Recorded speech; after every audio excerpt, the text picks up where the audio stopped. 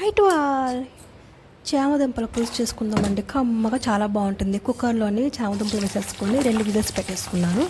తాలింపుకి కళాయిలో ఆయిల్ వేసేసుకొని జీలకర్ర, ఉల్లిపాయ, పచ్చిమిర్చి, కరివేపాకు ఫ్రై అయినాక అల్లం వెల్లుల్లి పేస్ట్ కూడా వేసేసుకొని ఒక్కసారి కలిపేసుకొని బ్రౌన్ షేడ్ వచ్చే వరకు ఉల్లిపాయ ఫ్రై చేసుకున్నాక టమాటీ వేసేసుకొని రుచికి సరిపడా ఉప్పు, పసుపు, కారం అన్నీ వేసేసుకొని చామదుంపలు ఉడికిపోయాయి కదండి, వాటి పైద ఉన్న తొక్క తీసేసి పెద్దగా ఉంటే ముక్కలు కూడా కోసేసుకొని వేసేసుకొని కలిపేసుకొని మూత పెట్టి మగ్గనిచ్చుకోవాలి. ఇప్పుడు చూడండి, కాస్తంత మెంతిపొడి, పులుసుకి మెంతిపొడి ఉంటే ఆ రుచే వేరండి.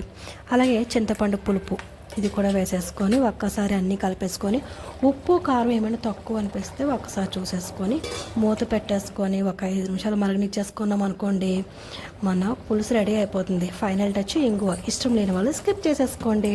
ఇంకా ఫైనల్గా కాస్త కొత్తిమీర కూడా ఉంటే వేసేసుకోండి. అస్సలు మిస్ చేయొద్దు, మా టేస్ట్ ఉంటుందండి.